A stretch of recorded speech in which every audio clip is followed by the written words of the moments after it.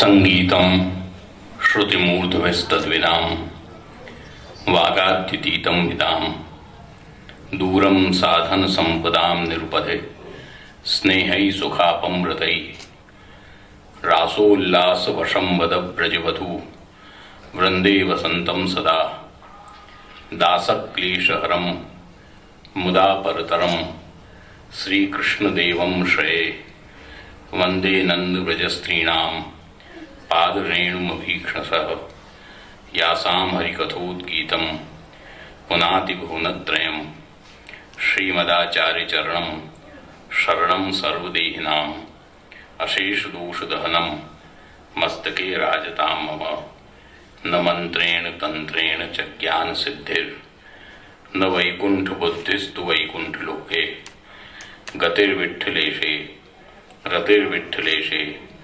मतिर्विठ्ठलेशे सदा वैवमास्तु।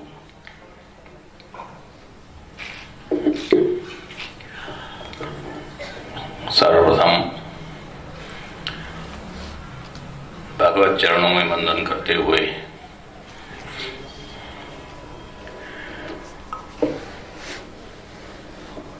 चिरंजीव श्री मुकुट बाबा,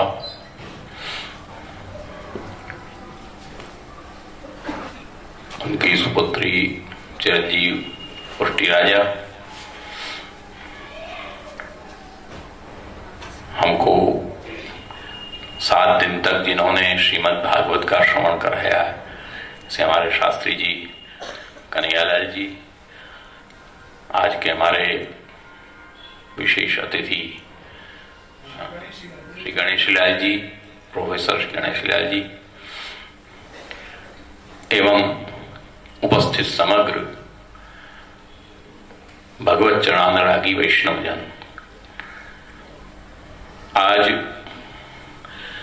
हमारे पूज्य पितृचरण के शताब्दी वर्ष के उपलक्ष्य में ये चतुर्दश दिवसीय कार्यक्रम प्रवर्तमान है और उसी कार्यक्रम के अंतर्गत श्रीमद् भागवत भी हुई और अब 3 दिन तक गायत्री भाष्य जो श्री वल्लभाचार्य चरण ने रचना किया है, उस पर यथा ज्ञान जो गुरु लोगों से हमने यत् किंचित भी प्राप्त किया है, वो यथा ज्ञान हम कहने का प्रयास करेंगे। आज चूंकि के प्रथम दिवस है, कार्यक्रम भी कुछ विलंब हुआ है अपना, इसलिए आज सर्वप्रथम इस गायत्री भाष्य के प्रवचन करने से पूर्व उसकी थोड़ी पूर्व भूमिका, पूर्व पीठिका जो भी आप समझें, उसको पहले हम यहां प्रस्तुत करना चाहेंगे। संयोग से हमारे पूज्य पितृचरण के शताब्दी वर्ष के उपलक्ष्य में ये गायत्री भाष्य का प्रवचन का और श्रीमद् भागवत का और मूल पाठ का आज से प्रारंभ हुआ। ये कार्यक्रम हो रहे हैं। हमारे पूज्य पितृचरण, आप जब भी हम लोगों की यज्ञोपवीत हुई तो आप आज्ञा करते थे, यज्ञोपवीत के बाद 10 माला गायत्री की रोज जपो। 10 माला गायत्री रोज करना है और न बन सके तो 1 माला तो नित्य करना ही है, ऐसा आग्रह आप रखते थे और आज भी उनकी जो आज्ञा है वो आज्ञा यथा कथनचित भगवत कृपा से निभ रही है। तो उन्हीं के उत्सव के उपलक्ष्य में संयोगवश चिरंजीव मुकुट बाबा ने हमको बनारस में कहा कि गायत्री भाष्य पर रखें। मैं कहा देखो विषय तो कठिन है, सब लोगों के लिए कितना ग्राही होगा ये विचार का विषय होता है, परंतु फिर भी देखो विषयों का जहां तक सवाल होता है, कठिन विषय होते हैं, दुरूह विषय भी होते हैं, और कुछ विषय ऐसे होते हैं कि जो कठिन होते हुए भी सरस होते हैं, शुष्क नहीं होते। ये गायत्री भाष्य का विषय है, ये कठिन तो अवश्य है, परंतु श्री वल्लभाचार्य चरण की लेखनी जब चली है तो ये सरस हो गया है, ये शुष्क नहीं रहा। जैसे आता है ना, वहां जब पूछा गया सब विद्वानों से, तो पहले एक वैयाकरण से पूछा गया कि सामने वृक्ष खड़ा है, इसका वर्णन करो। तो वैयाकरण ने कह दिया कि शुष्क वृक्ष तिष्ठत्यग्रे, ये सूखा हुआ झाड़ सामने खड़ा है, और क्या है, सूखा झाड़ सामने खड़ा था। तो उनको कहा गया तो उन्होंने उसका वर्णन करके बता दिया। जब कालिदास जी से कहा गया तो विषय तो वही था, वृक्ष भी वही था, बात भी वही थी, लेकिन कालिदास जी ने क्या कहा कि नीरस तरुवर विलसति विपिने। बात दोनों ने एक ही कही है, परंतु इसमें कितना रस है और उसमें कितना रस है आप लोग उसको समझ सकते हैं। नीरस तरुवर, एक तो उसने कह दिया सूखा वृक्ष सामने खड़ा है, और इन्होंने कहा कि नीरस, जिसका रस निकल गया है, ऐसा सूखा वृक्ष, अर्थ तो वही आया। ऐसा तरुवर, वृक्षों में श्रेष्ठ, जंगल में विलास कर रहा है। तो बात तो वही है, परंतु उसका कहने का अपना अपना तरीका है, एक समझने के लिए हम बता रहे हैं। श्री वल्लभाचार्य चरण ने इस गायत्री भाष्य पर आचार्य शंकर ने भाष्य लिखा। आचार्य शंकर का भाष्य है, आचार्य रामानुज, आचार्य मध्व, आचार्य निम्बार्क, इनका भाष्य हमारे दृष्टि पथ पर नहीं हुआ है, और शायद है भी नहीं, परंतु ऐसा है कि हम जब तक कोई चीज को पक्का न कर लें स्पष्ट नहीं कह सकते। हो भी सकता है, लेकिन हमारे दृष्टिपथ में नहीं आया है। श्री महाप्रभु जी ने इस पर भाष्य लिखा, और श्री गुसाई जी विठलनाथ जी, उनके पुत्र, ने इस पर गायत्री तात्पर्य लिखा। और उस गायत्री तात्पर्य पर दश दिगंत विजय श्री पुरुषोत्तम जी, जिसकी पुस्तक का आप बता रहे थे अभी, प्रस्थान रत्नाकर, जिनका ग्रंथ है, उन दश दिगंत विजय पुरुषोत्तम जी ने गायत्री तात्पर्य जो श्री विठलनाथ जी ने लिखा, उस पर आपने टीका लिखी है। तो उसी का सबका आधार लेकर अपन यहां पर चर्चा विषय करेंगे। मूल विषय जब अपन प्रारंभ करेंगे तो भारतीय दर्शन की जो चिंतन धारा है, उस भारतीय दर्शन की चिंतन धारा, जिसको कहना चाहिए कि जीवंत है, गतिशील है, और इसीलिए उस चिंतन धारा के अंतर्गत उसके विविध परिवेश उसके अंदर प्राप्त होते हैं, जिसके अंदर सामाजिक भी है, दार्शनिक भी है, अपने साहित्यिक भी है, सब चीज उसके अंदर परिवेश प्राप्त होते हैं। और ये जितनी भी चिंतन धारा है भारतीय दर्शन की, जबकि हम तो ये कहेंगे कि भारतीय चिंतन धारा, उसमें दर्शन नहीं, सब कुछ आ गया, साहित्य वगैरह सब कुछ आ गया। जो मूल भारतीय चिंतन धारा है, वो चिंतन धारा का मूल स्रोत वेद है, और कोई नहीं है। चाहे साहित्य हो, चाहे ज्योतिष हो, चाहे व्याकरण हो, चाहे न्याय हो, चाहे वेदांत हो, चाहे समाजशास्त्र हो, चाहे कुछ भी हो, सबका मूल तो वेद है।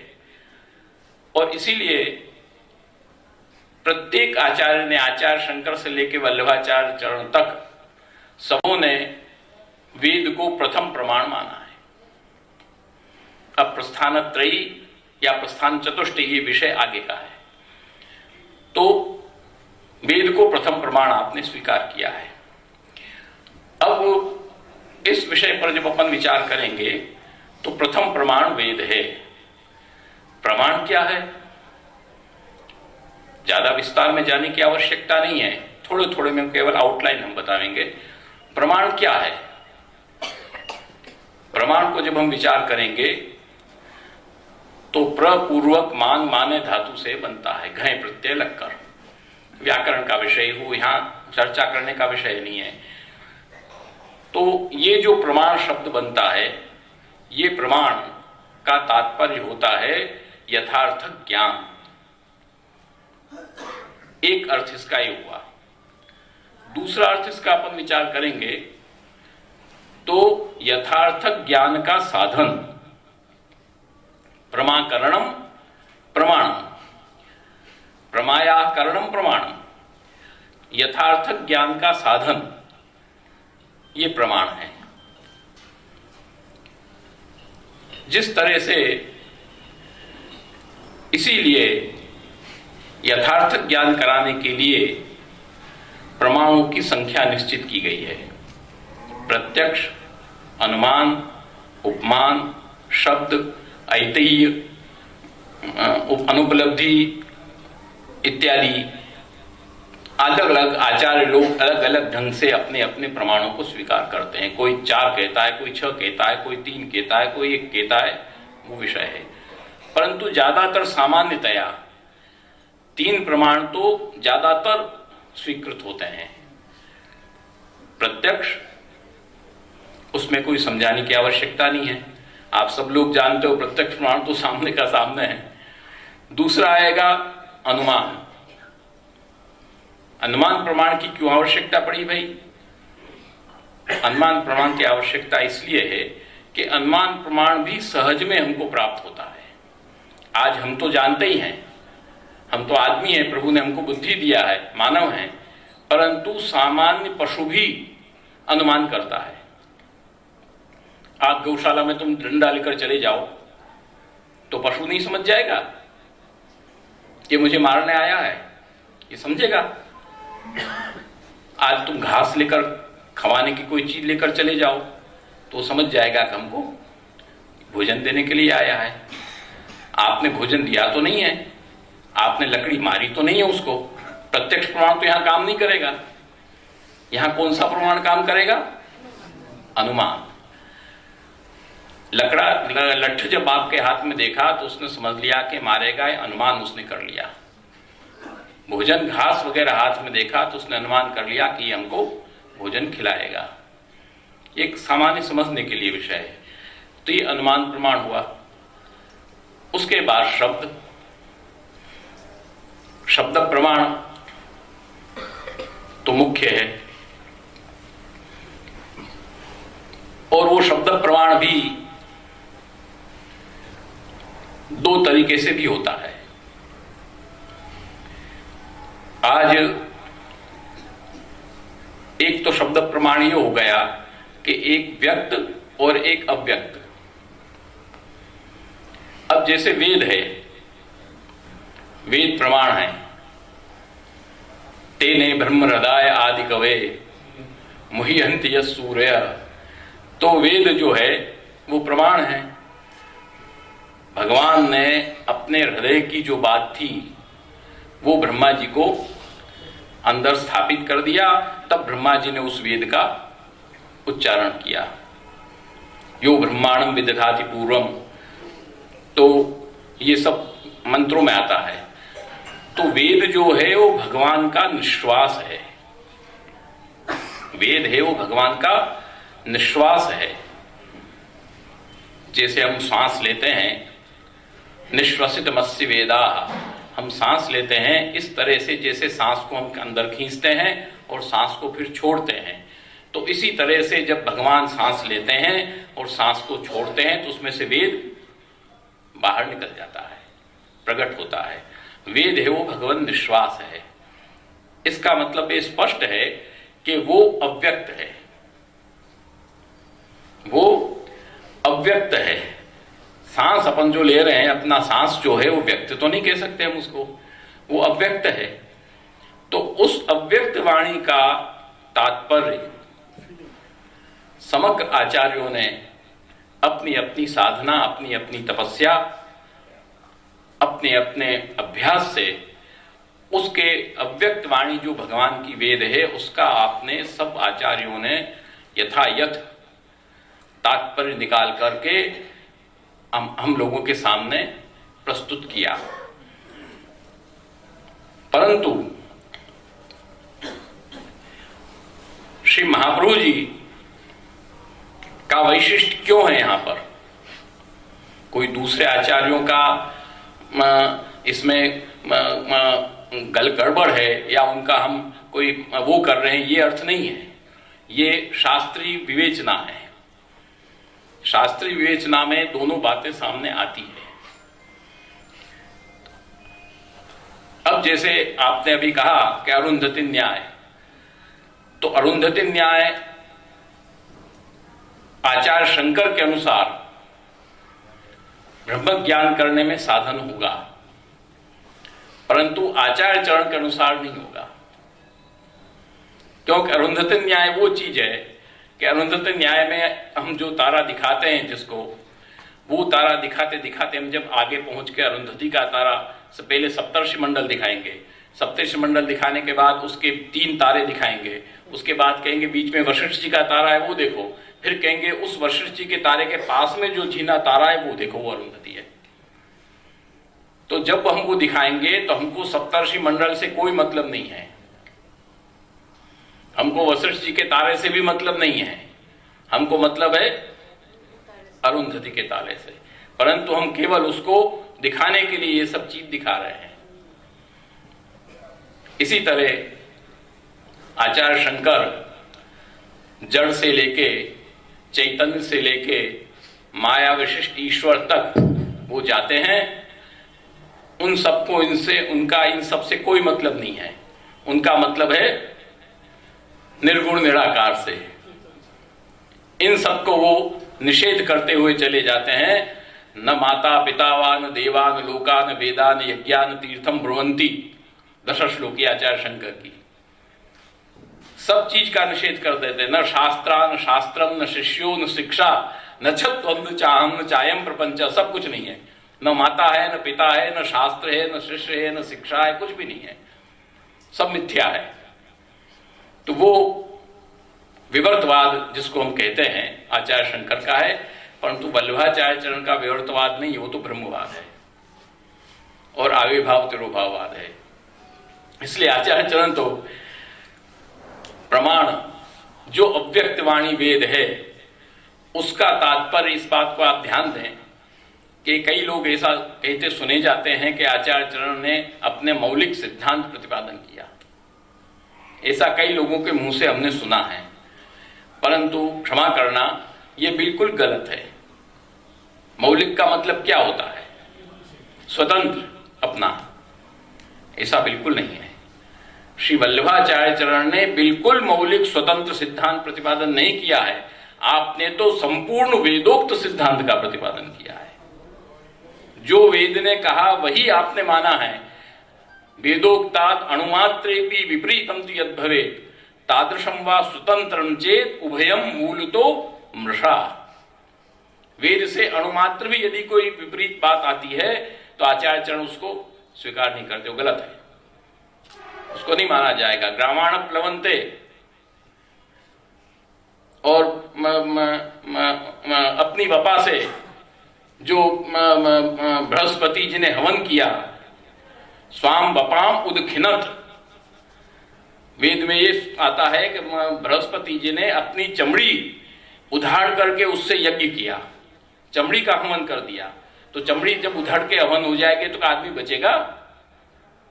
बचेगा आदमी? नहीं। दूसरे आचार्य लोग कहते हैं कि लक्षणा है, यहां लक्षणा है। लक्षणा का तात्पर्य होता है कि लक्षण, उन्होंने इतने कष्ट से यज्ञ किया मानो चमड़ी उधड़ गई हो। जैसे अपन कहते हैं कि हमारे बच्चे ने, हमारे माता पिता ने इस व्यापार में खून बहाया है, इस मकान को बनाने में खून बहाया है। उन्होंने खून थोड़ी बहाया होता है, परंतु इतना परिश्रम उन्होंने किया है कि खून बहाने के बराबर का परिश्रम है। ये लक्षणा शक्ति है। जिसके अंदर मुख्य अर्थ का बाध हो जाता है और दूसरा अर्थ प्रकट हो जाता है लक्षणों के अनुसार। परंतु महाप्रभु जी श्री वल्लभाचार्य चरण ये बात स्वीकार नहीं करते। वो कहते नहीं, बृहस्पति वेद में ये लिखा है तो बृहस्पति जी ने किया है, वेद बिल्कुल गलत बात नहीं कह सकते। पत्थर तैरना वेद में लिखा है तो पत्थर तैरते हैं, हाँ, तो इसमें वो गलत नहीं है। तो इसीलिए यहां पर श्री वल्लभाचार्य चरण अपने मौलिक बात नहीं कहते हैं।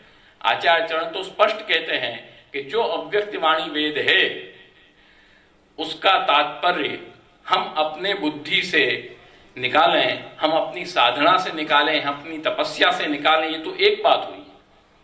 परंतु यदि जिसकी यह अव्यक्त वाणी है उसी की यदि व्यक्त वाणी हमको मिल जाए तो हमको अपनी बुद्धि लगाने की क्या जरूरत है। जिसकी यह अव्यक्त वाणी है उसी की व्यक्त वाणी हमको यदि मिल जाए तो हमको अपनी बुद्धि लगाने की क्या जरूरत है उसमें। क्यों हम अपनी बुद्धि को लगावें? भाई जिसका निश्वास है, अव्यक्त वाणी है, उसी की व्यक्ति वाणी के अनुसार हम अर्थ करेंगे, बात खत्म हुई। वो व्यक्तिवाणी कौन सी है? व्यक्तिवाणी कौन सी है?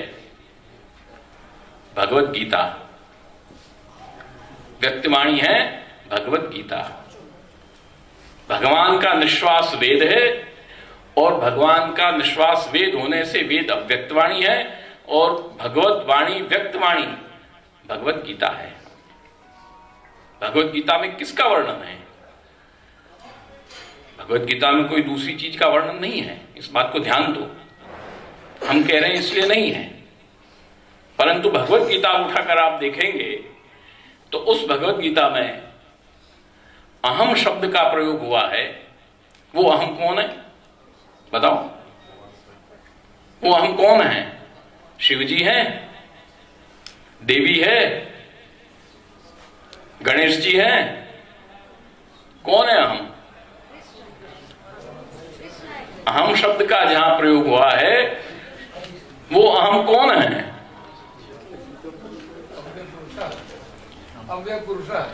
भगवान है। सो यो मामेव मसम्मूढ़ो जानाति पुरुषोत्तमम्। यो माम एव मसम्मूढ़ो जानाति पुरुषोत्तमम्। न तो शिवम, न तो गणपतिम, न तो शक्तिम। यो मामेव मसम्मूढ़ो जानाति पुरुषोत्तमम् स सर्वविद भजति माम सर्वभावेन भारत। ये भगवत गीता कह रही है, हम नहीं कह रहे हैं। जहां जहां भी भगवत गीता में अहम शब्द का प्रयोग आया आप उठाकर देख लीजिए, वो पूर्ण पुरुषोत्तम पर ब्रह्म के परक है। यो मामेव सम्मूढ़ो, ये प्रमाण है। यस्माक्षरमती तो हम अक्षरादपि चोत्तमः अतोस्मि लोके वेदे च प्रथितः पुरुषोत्तम। पुरुषोत्तम है, भगवान है, वहां कोई और दूसरी चीज नहीं है। जिसका अव्यक्तवाणी, जिसकी वेद है, जिसका निश्वास वेद है, उसी की व्यक्तवाणी है श्रीमद् भगवत गीता। इसलिए श्री महाप्रभु जी स्पष्ट शब्दों में आज्ञा करते हैं आप कि कृष्ण वाक्यानुसारेण शास्त्रार्थम ये वदंती ही ते ही भागवता प्रोक्ता, ही शब्द दिया है, ते ही भागवता प्रोक्ता शुद्धास्ते ब्रह्मवादिना। स्पष्ट शब्द कहा है। जो कृष्ण वाक्य के अनुसार शास्त्रार्थम ये वदंती ही, जो कृष्ण वाक्य के अनुसार शास्त्र का अर्थ अर्थात वेदों का अर्थ करते हैं, ते ही इति निश्चयेन, निश्चयात्मक जहां होता है वहां ही शब्द का प्रयोग होता है संस्कृत में। ते ही इति निश्चयात्मक रूपेण भागवता प्रोक्ता, उनको ही भागवत कहा गया है। शुद्धा ते ब्रह्मवादिनः, वो शुद्ध ब्रह्मवादी हैं, वो कोई दूसरा नहीं हो सकता। जो कृष्ण वाक्य के अनुसार अर्थ करेंगे वो, ये कृष्ण वाक्यानुसारम अर्थम न कुर्वन्ति ते भवतु नाम विवर्तवादिनः, भवतु नाम अद्वैताद्वैतवादिनः, भवतु नाम विशिष्टाद्वैतवादिनः। किंतु ये कृष्ण वाक्यानुसारेण शास्त्रार्थम करेंगे वो शुद्धास्ते ब्रह्मवादिनः, शुद्धाद्वैत ब्रह्मवाद, वही शुद्ध ब्रह्मवादी होंगे, दूसरे कोई उसमें नहीं हो सकते। तो कहने का तात्पर्य, इसीलिए श्रीमद् भगवत गीता के अनुसार हमको अर्थ करना है। और वो भी इसलिए स्पष्ट बात है कि पहले दिन ही शास्त्री जी कल बोले थे पूर्णाहुति में, पहले दिन इन्होंने चर्चा की होगी कि गायत्री बीजम वेदो वृक्षः और श्रीमद् भागवतम फलम। गायत्री है वो वेदों का बीज है। बीज तुम आम का डालोगे तो क्या पपीता उगेगा, या नारंगी उगेगी, या मौसम्बी उगेगी? क्या उगेगी? बीज जब तुम आम का डालोगे तो आम का ही तो पेड़ होगा, कि दूसरा पेड़ आ जाएगा कहीं से पैदा होके, और उसका फल भी तो वही होगा कि दूसरा कोई फल निकल जाएगा वहां उसमें से, वो तो नहीं निकल सकता। तो बीज, गायत्री का जो बीज है, वो गायत्री के बीज में क्या चीज है वो तो अपन को मालूम नहीं है। वो तो बीज डाल दिया गया, बीज के अंदर तो सब अंदर छुपा हुआ है, वो बीज डाल दिया गया। जब उसका फल आया, वृक्ष बनकर के जब उसका फल आया, तो फल क्या आया? श्रीमद् भागवत। फल से हमको अनुमान हो गया कि गायत्री में क्या है। फल से हमको अनुमान हो गया कि गायत्री में क्या है। अब तुम फल तो भागवत देख रहे हो और गायत्री को घुसा जा रहे हो शक्ति में, गायत्री को घुसा दे रहे हो गणपति में, गायत्री को घुसा दे रहे हो शिव में या सूर्य में। ये तो एक जिसको कहना चाहिए कि एक सामान्य बात नहीं है, सामान्यतया ये बात नहीं हो सकती। जब स्पष्ट वहां सुखदेव जी कह रहे हैं कि निगम कल्प तरोर गलितम फलम शुक मुखाद अमृत द्रव संयुतम पिबत भागवतम रसमालयम मुहुरहो रसिका भुवि भावुका। स्पष्ट सुखदेव जी जब ये शब्द कह रहे हैं, और इसलिए वहां कहा है कि आलयम, आलयम रसम, जिसके अंदर कोई भी त्याज्य पदार्थ नहीं है, संपूर्ण रस युक्त है। आम की गुठली, आम जूस की गुठली फेंक दोगे तुम, ऐसे नहीं है, वहां पर संपूर्ण रस युक्त है। वो तो कोई भी त्याज्य नहीं है उसमें से, छिलका फेंक दिया, गुठली फेंक दिया, रस रस चूस के पी लिया, ऐसा नहीं है। और दूसरा अर्थ इसका ये भी हो जाएगा, ये भी है कि आ उपसर्ग है, ईषद अर्थ में प्रयुक्त होगा, आंग उपसर्ग। लयम यस्मात् आ, लयम नाम मोक्ष, मोक्ष जिससे आ मतलब ईषद कम है, तुच्छ है, ये मोक्ष से भी बढ़कर है। जो श्रीमद् भागवत का रस है ये मोक्ष से भी बढ़कर है। वो जो मोक्ष से बढ़कर जो रस है, वो रस कौन सा है? भक्ति रस। जो श्री महाप्रभु जी ने प्रतिपादन किया वो भक्ति रस है वो। इसीलिए ये विषय जब फल बीजन न्याय से हम विचार करेंगे तो ये चीज स्पष्ट हमारे सामने आती है। परंतु कई लोग इस प्रश्न ये कर सकते हैं कि भगवत गीता में तो सब चीजें भाई। आज ही हम सुबह पाठ कर रहे थे, तभी ये दृष्टि पथ पर आया, 18वां अध्याय चल रहा था, तो यह हमको उसी समय प्रेरणा हुई। हमने कहा मुकुट भाव को कि ये देखो इसमें ये है। तो जब हम भगवत गीता को उठाएंगे, कोई कहेगा उसमें कर्म है, कोई कहेगा उसमें ज्ञान है, कोई कहेगा उसमें भक्ति है। तो क्या है भगवत गीता में, इसका क्या निर्णय किया जाए? तो यहां पर जब हम विचार करेंगे, उपक्रमों के संभारण न्याय से जब हम विचार करेंगे तो भक्ति ही आएगी। शिष्यस्तेहम साधि माम त्वाम प्रपन्नम, वहां भी शरणागति आई, और मामेकम शरणम ब्रज, वहां भी शरणागति आई। उपक्रम और उपसंहार दोनों को जब मिलाएंगे तो शरणागति ही सामने प्राप्त होती है। एक बात, अब उसके अंदर कर्म, ज्ञान, भक्ति सब कुछ तो दिया हुआ है, साथ में वो भी तो दिया हुआ है, परंतु उसके लिए इस बात को हमको समझना चाहिए कि भगवत गीता के अंदर गुह्य, गुह्यतर, गुह्यतम और सर्वगुह्यतम, गुह्य, गुह्यतर, गुह्यतम, तरतम प्रत्यय आधिक्य में आते हैं, और सर्वगुह्यतम, गुह्य ज्ञान जो आएगा वो आपका कर्म मार्ग आ गया। गुह्य ज्ञान वो कर्म मार्ग आ गया। गुह्य तर पर आप पहुंचोगे तो वहां पर ज्ञान भक्ति आ गई। इसका कभी समय होगा तब इसका विवेचन भगवत गीता पर किया जाएगा, अभी तो केवल आउटलाइन हम बता रहे हैं। और उससे जब आप आगे बढ़ेंगे तो गुह्य तमम, ये आ गया भक्ति,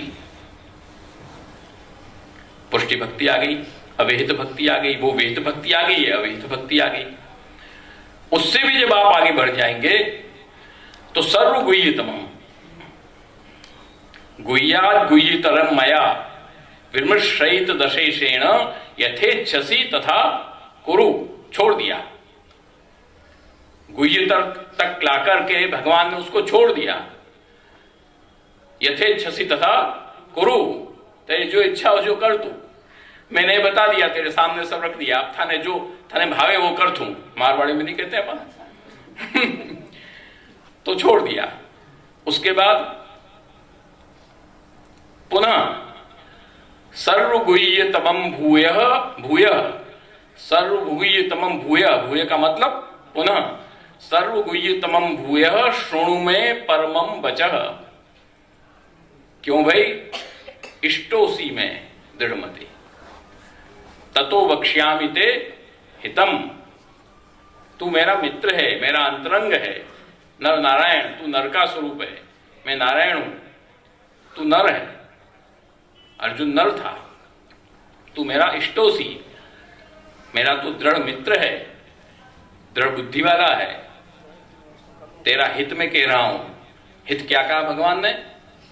मन मना भव मद भक्तो मद्याजी माम नमस्कुरु मामे वेश्यसि सत्यम ते प्रतिजाने प्रियोसी में, ये हित कहा भगवान ने। और उससे फिर आगे बढ़कर गुह्य सर्व गुह्यतम क्या आया? सर्वधर्मान परित्यज्य माम एकम शरणम व्रज,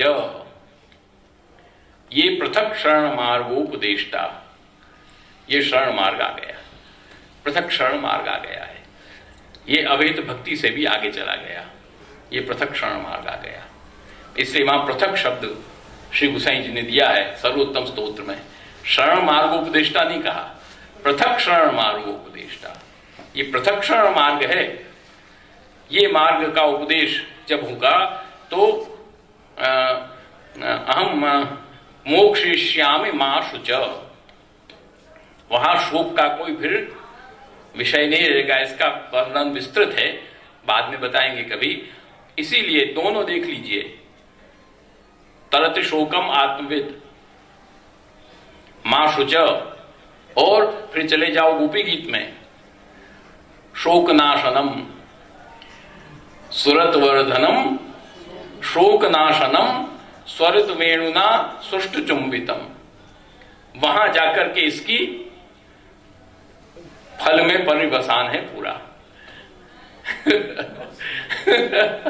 सुरतवर्धनम शोकनाशनम स्वरित वेणुना सुष्ट चुंबितम इतर राग विस्मारणम नणाम, हे वीर वितर धरामृतम, यहां जाकर उसकी परिणति होगी।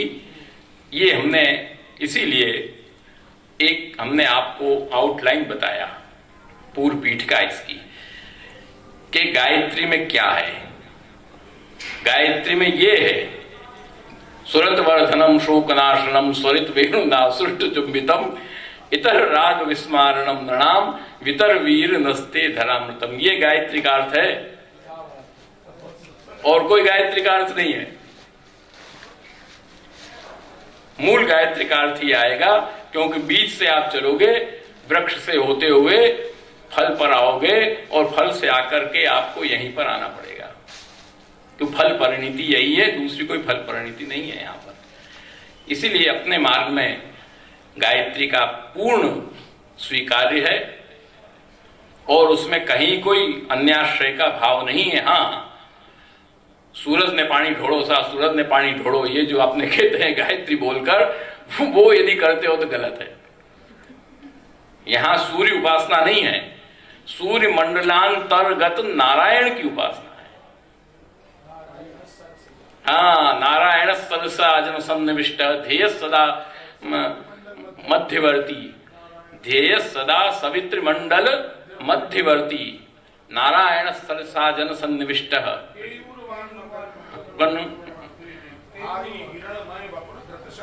हाँ, वो नारायण का यहां पर उल्लेख है, जो सूर्य मंडल मध्यवर्ती है। संध्या भी जो हम करते हैं वो उसकी उपासना है, केवल सूर्य की उपासना नहीं है। सूर्य तो विभूति है, आप भगवत गीता उठाकर देख लीजिए, वो तो विभूति है। विराट स्वरूप दर्शन में सब तो विभूति है। ब्रह्मा भवर्ष तत्रैत्य मुनिभिर नारदादिभि, ये नहीं, दूसरा पूछ रहे हैं हम। विभूति वर्णन में आता है ना, सब विभूतियां हैं। हाँ, ये सब भूल रहे हैं श्लोक हम थोड़ा। तो जितने भी देवी देवता जो भी कुछ हैं, सूर्य चंद्र देवी देवता, ये सब भगवान की विभूतियां हैं। चंद्रमा मनुष्यो जाता, चक्षु सूर्यो जायत, मुखाद अग्निश्चांद्रिश्च, प्राणाद वायुर्जायत, सब भगवान की विभूतियां हैं। वह पुष्टि पुरुषोत्तम, लोक वेदातीत, उसका ही वर्णन संपूर्ण गायत्री के अंदर सन्निहित है। और वो गायत्री छंद है, छादनात् छंद उच्चिते, छादनात् छंद उच्चिते, अपने अर्थ को जो छिपा ले उसको छंद कहते हैं। तो वो गायत्री छंद इसलिए उसमें रखा गया है कि जो मूल अर्थ है उस अर्थ को वहां छिपा दिया गया है, प्रकट नहीं किया गया। वो प्रकट होगा वेद, भगवत गीता और श्रीमद् भागवत के माध्यम से।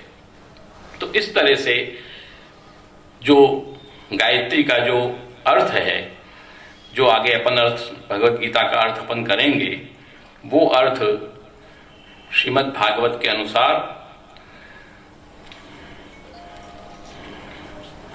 इसका अर्थ अपन करेंगे, और भगवत गीता के अनुसार इसका अर्थ अपन करेंगे। और उसके बाद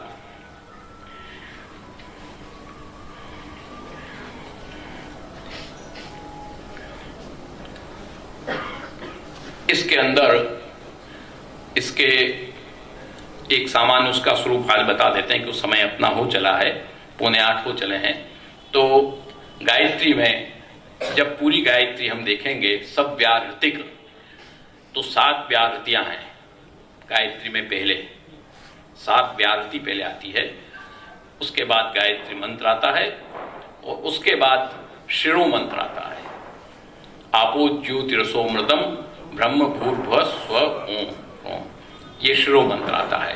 पहले की सप्त व्याहृतियां आती है, भू भुवः स्वः महर्जना तप सत्य सत्यम, ये व्याहृतियां हैं। तो इस तरह से इन 7 व्याहृतियों के अर्थ, फिर गायत्री मंत्र का अर्थ, और फिर पीछे के शिरो मंत्र का तात्पर्य, वो सब जो गीता भाष्य, गायत्री भाष्य और गीता तात्पर्य में जो श्री प्रभु चरण ने कृपा करके जो प्रकट किया है, उसको जो भी थोड़ा बहुत हम समझे हैं, उसको यहाँ पर कल और परसों में हम प्रस्तुत करेंगे। प्रस्तुत करके फिर उसका उपसंहार परसों अपन आनंद से करेंगे। आज एक केवल आप लोगों के सामने को समय भी अपने पास कम था, नहीं तो आज व्याहृतियां और शिरोमंत्र कर लेते अपन, परंतु कल अपन उसको कर लेंगे। ये इतना करके तो ठंड और टाइम है पाचो, मैं सबने पहले जल्दी घर पहुंचनी है, जल्दी लागी हुए अब जल्दी घर पहुंच जा तो ज़्यादा समय नहीं लेने, आनंद से अपनो काले रहो, समय से अपन शुरू करने उन्होंने समापन कराला। तो इस तरह से कल उसको अपन व्याहृति से चालू करेंगे और इसका क्या स्वरूप है उसको भी हम कल या परसों जैसा भी समय होगा उसको बताएंगे कि गायत्री का जो स्वरूप है वो श्रीमद् भागवत है। गायत्री के विषय में सच कहें तो इसे तो अवधान हमने नहीं किया, इस पर झूठ क्यों कहें। मुकुट भाव के आड़ी से पुष्टि बार में कहते हैं आड़ी से कार्य सिद्ध होता है, कोई न कोई मिस होता है, मिस भगवत कृपा से। तो दादा जी का उत्सव का मिस है और दादा जी का उत्सव का जब मिस होगा तो गायत्री जैसा ही अर्थ स्फुरित होगा उसमें दूसरा हो नहीं सकता। दादा जी का उत्सव है तो इससे विशेष चीज कौन आ सकती है, तो वही उसमें आया और निमित्त बने हमारे विक्रम बाबा। तो इस निमित्त हमने इस बार उसको देखा, शांति से देख के आगे कहने का भगवान के पास अवसर प्राप्त हुआ। नहीं कहते हुए आप सब लोगों जो यहाँ हमको जो भी मिल रहा है वो हमारी आत्मा की खुराक है, आत्मा को पुष्ट करेगा। ये हमारा आत्मा का ब्यूटी पार्लर है, ये शरीर का ब्यूटी पार्लर नहीं है। वहां जाओगे शरीर को पुता के आ जाओगे, नहाओगे तो खत्म हो जाएगा।